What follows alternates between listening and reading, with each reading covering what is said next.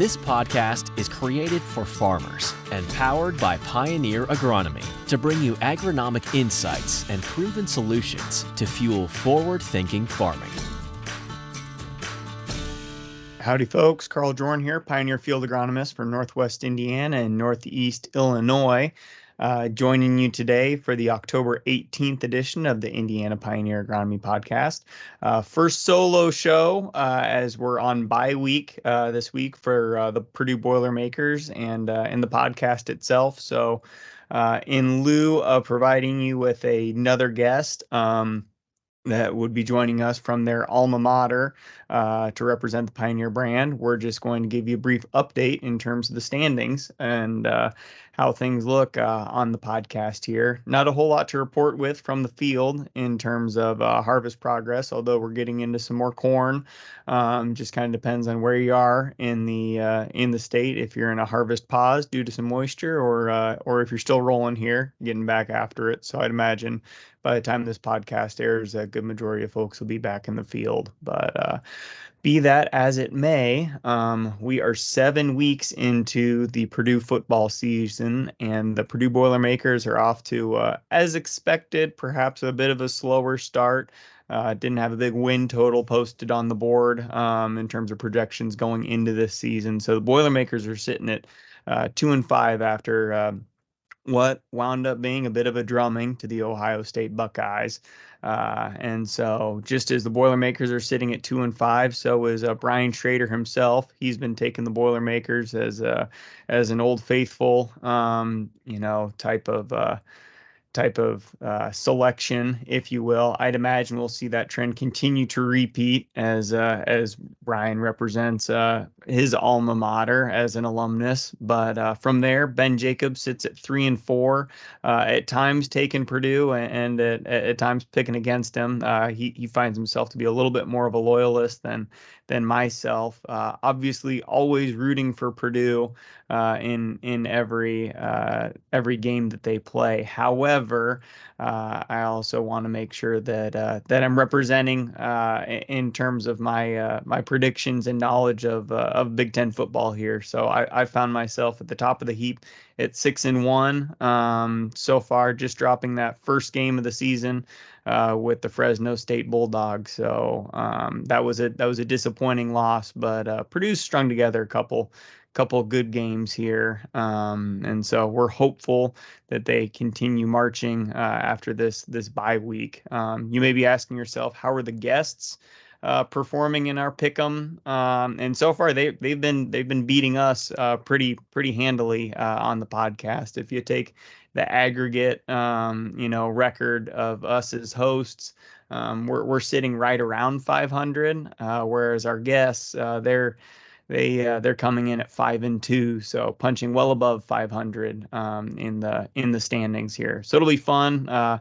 You can look forward to a bit of a preview in terms of a couple of our upcoming guests for the rest of the year as the Boilermakers look to take on the Nebraska Cornhuskers. We'll have back one of our very first guests on the podcast, that being Brandon Wardeen, corn breeder, evaluation zone lead for the Western Corn Belt. Originally, we had Brandon on to discuss drought tolerance and resilience of our hybrids in his breeding program that oftentimes track very well as we bring them east of the Mississippi River. So he'll come on representing the Cornhuskers as a former Nebraska Cornhusker football player. So that should bring forth some pretty compelling stories. I'd imagine that very few people know the Cornhusker football program better than Brandon himself. And in the same vein, very few folks know the corn breeding program, the germplasm pool that he has access to work with as a breeder representing Pioneer. So very much looking forward to that. In addition to Brandon, we also have Brooke Cunningham that's going to be joining us on the podcast, representing her alma mater and the University of Michigan. And so that will be a special treat here coming in the beginning of the month of November as Purdue goes up to play in Ann Arbor. Brooke is the Senior Vice President and Chief Strategy Officer for all of Corteva. So We're very much looking forward to having Brooke on the podcast to represent the C-suite. And for those of you that are listening at home, a great opportunity to kind of get inside the mind of somebody that's looking, decades out in terms of Corteva's strategy and vision. In terms of where we allocate resources to meet the needs of not only a growing global population, but also the needs of Midwestern corn and soybean farmers. So stay tuned for that. Should you have any questions that you'd like us to ask Brooke, please don't hesitate to reach out, as always, through the social media channels as us as hosts so that we can get those queued up for Brooke. But very much looking forward to that conversation. So stay tuned there. That's what we have in terms of a little football roundup from the Purdue football standings, and our guests that we have to look forward to. A couple more on the docket yet to be scheduled, but more to come there. Beyond that, wanted to, as we're kind of a quarter of the way through our plot harvest for the great state of Indiana, in addition to the Eastern District of Illinois, we're about, like I said, about a quarter or a third of the way through. So wanted to give you an update in terms of what our football continued theme is here with our hybrid draft. So if you recall, a few months ago, we had let's see, if memory serves, we had 10 or 11 of us pioneer field agronomists from across the state and that Eastern District of Illinois all on to make our selections for which two pioneer corn hybrids we thought were going to be the top of the heap at the end of the year. So just a friendly reminder, it works just like any fantasy football, fantasy baseball style draft, in a snake style, where the first person to make a selection in the first round winds up being the last person to make a selection in the second round, and that composes your team of two. Instead of picking individual hybrids, we selected pioneer families of hybrids. So an example of what that means, I took P0720, which we have as a conventional, a waxy, an AM, an Acre Max, our double offering, and a chrome for corn rootworm below ground protection. So I get all four of those hybrids as opposed to just the single hybrid there. So a little bit more gamesmanship or strategy involved in terms of the draft process. But if you all remember, Kyle Quick, he had the very first overall pick with P1136, which would have been last year's top of the heap. We're about a third of the way through our plot harvest at this time, so that means that you're looking at products mostly represented in southern Indiana, a little bit more into east central Illinois, some that's spilling into western Indiana, but not a whole lot of northeast Indiana yet. So a bit of an early look in terms of how our products are performing in the field, but did, since we have a breather in the podcast, provide an update in the standings there. So out of our somewhere around 230, 240 corn plots that we anticipated to be harvested across Indiana and Eastern Illinois, we're at the 79, 80 plot total mark that has been harvested thus far. So that's what we have represented in the field at this point, or what I should say is out of the field. In the barn, we've got an idea of what product performance looks like. We were really seeing three hybrids really separate themselves out from the pack. And if you remember how we're doing our scoring, in terms of making this applicable in value to you, the farmer, we're taking a look at one's hybrid has to finish in the top 5 places in a plot. Oftentimes these plots are anywhere from 8 entries to 16 entries, perhaps could be more if you add in a couple of competitors and things of that nature. But really, when it comes to making hybrid selections, it's important to find a product. It doesn't have to be the winner each time, but you want to see it kind of in the upper part of a plot finish across several plots. So don't get just fixated on the one that's closest to home. Yes, that tells you how that hybrid did in 2023, but in terms of predicting performance for 2024, we kind of want to look at that quote unquote rank order. So who continues to be towards the top, plot in and plot out across many locations. And then if you expand that beyond just the 2023 growing season and you take a look back a year or two in history for 2022, that's when we get the power of statistics and predictions in the way of how we'd expect hybrids to perform in the future, giving us that best shake, the best roll of the proverbial dice. And so wanted to bring to light what we're looking at in terms of hybrid performance thus far in our Pioneer plots for the 2023 growing season. So I shared with you that Kyle Quick had the first selection and went with last year's winner, an old standby P1136. 1136 is having another good year. I expect its performance to continue to climb in the standings as we get back into kind of its more traditional home of the state of Indiana. We don't use it as much as you track west into Illinois, but a hybrid that we are using an awful lot of in the state of Illinois and southern Indiana, and I imagine will find its way onto several more farms for 2024 is P1742 Chrome, and that was Pat Ray's selection with the second overall pick. And Pat is running away with the corn hybrid draft this year solely on the horse of 1742. That product has it's been exceptional in terms of its performance. In my nearly a decade in the seed industry, I've never seen such dominant performance before, and it's exciting as a Pioneer agronomist. Maybe not so much for Carl Jordan in Northwest and Northeast Indiana, where we bias ourselves a little bit towards I guess what I'd call shorter or more core maturity type of hybrids for my area, that 105 to 112 day. But boy, for anybody else that doesn't have that lake effect with a long growing season, there's a lot of room on the farm for 1742 this upcoming year. Even for folks that I work with, I'd strongly consider perhaps 10% of the of this upcoming seed placement to perhaps go to what sounds like an ultra full season type of corn. So 1742 has been the winner of 25 plots already, 25 out of what I said, somewhere around that 75 to 80 plot mark. It's winning nearly a third of the plots that it's in. That's absolutely remarkable. Again, unprecedented for my tenure with Pioneer.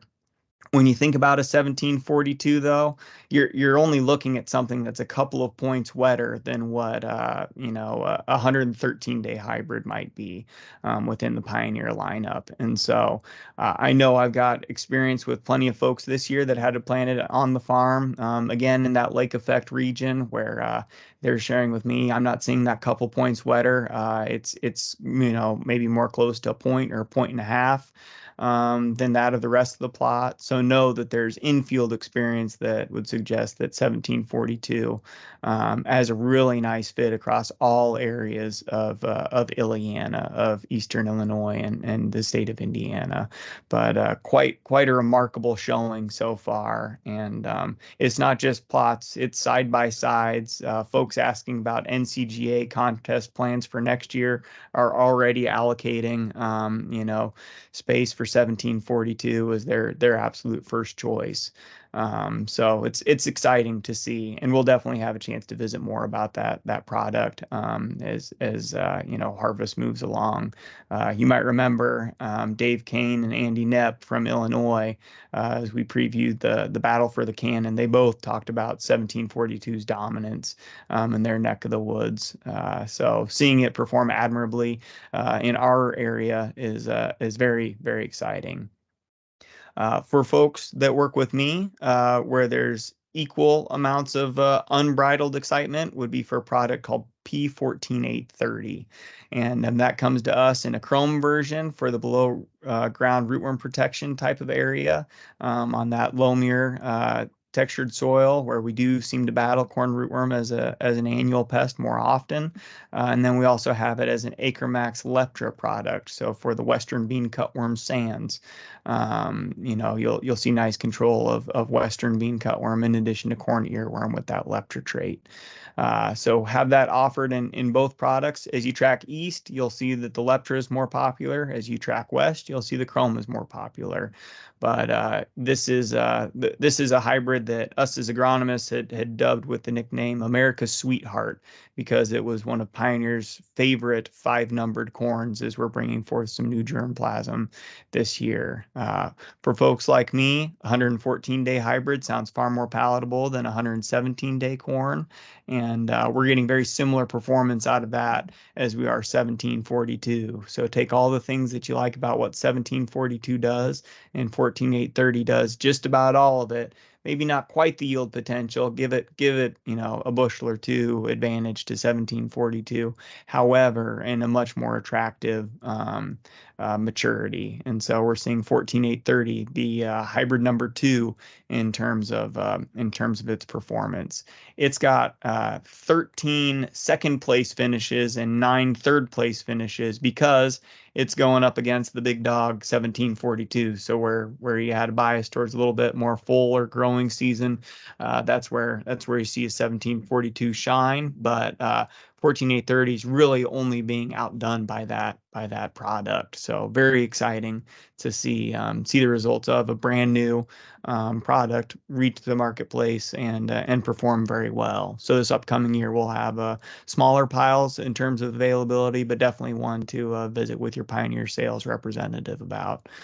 That was my first pick of the first round of the draft. I remember saying it at the time when it fell to me at spot number 5. I said, "Oh, there's good value on the board here with 14830," and it's coming through very strong. But 1742 was a total of 163 points at the end of the first quarter. 14830 is 109 points at the end of the first quarter. The last hybrid I'll leave you with here is Jason Geiss's P1222. Jason took that as the 3rd overall selection of the first round of the Pioneer hybrid corn draft for 2023. 1222, that hybrid that has yielded over 600 bushels for David Hula in the National Corn Growers Contest. No slouch, very steady performance. We're using that. It's probably one of our largest volume products across all 3 districts in Indiana and Illinois. So know that that's one that we have a lot of confidence in.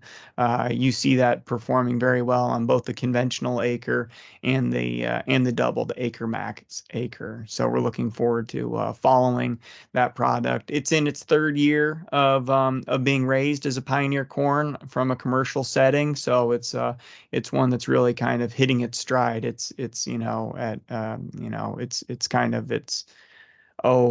I guess it's prime, if you will, if we're going to think about it from an athlete's performance. It's in its mid-late 20s right now. So it's got the wisdom in terms of where we know it's going to be successful from placement, but it's also got that yield potential as it is not often being passed by other newer products that have more raw yield potential that we're still characterizing to ensure that they're very successful on your farm. So that one at the end of the first quarter here is put up 92 points on the board, which gives Jason a lock hold on 3rd place here amongst us as agronomists. So 1st, 2nd, 3rd is where you see yourself for Pat Ray, Carl Jorn, and Jason Geiss. From there, the standings shake out. Nick Hedden with his 953 and 924. Andrew Farrell comes in 5th place with 10,811 and 17,677 at the end of the first quarter. Paul Yoder is in 7th place with 1170 and 1608. Cody Pettit in 8th place with 10,477 and 13,476. Lance Shepard in 9th place with 1383 and P04511. In 10th place, or maybe make that 9th place for Kyle Quick with 1136 and 1718. 12th place, we have Brian Early, and he took 1027 and 859. And then we wrap ourselves up with Ben Jacob in 11th place with 1359 and 13050. So that's how things are stacking up in terms of our product agronomist or our Pioneer Field agronomist standings. Stay tuned for more updates as we get closer to halftime, and we very much look forward to sharing with you the good results we're seeing. I know we've been singing the praises of Pioneer A Series soybeans on the podcast for the last month or so, as bean harvest has been further underway than corn harvest at this point. But with a little more of the corn crop out, we wanted to give you an update on some of your some new favorites in terms of Pioneer products. And so there's lots of good news to be shared. We look forward to sharing that with you as we get further along into corn harvest. And should you need anything, have any agronomic questions, by all means, share that with your Pioneer sales representative, or pass that along to Brian, Ben, and myself. On behalf of those guys, I'll sign off for this bi-week broadcast as we take a pause for the Boilermakers to rest up, heal up, and hopefully charge on to better performance here in the second half. But should you have anything that you'd like to leave us with in terms of feedback on the podcast, you can always do so by reaching out to me on Twitter, or make that X. My handle is at Cjoern, CJOERN, or on Facebook at Cjoern Agronomy. And with that, we will wrap up this edition of the October 18th Indiana Pioneer Agronomy Podcast. Thank you for your time listening, supporting the podcast. We are very grateful for your business and faith in Pioneer as a brand, and we look forward to serving you for the 2024 growing season. Until next week, we'll sign off and talk to you then. Thank you for listening to this episode from the Pioneer Agronomy team. Be sure to visit pioneer.com/podcasts to access additional episodes and learn more about our extensive on-farm data and innovative digital tools that are fueling forward-thinking farming.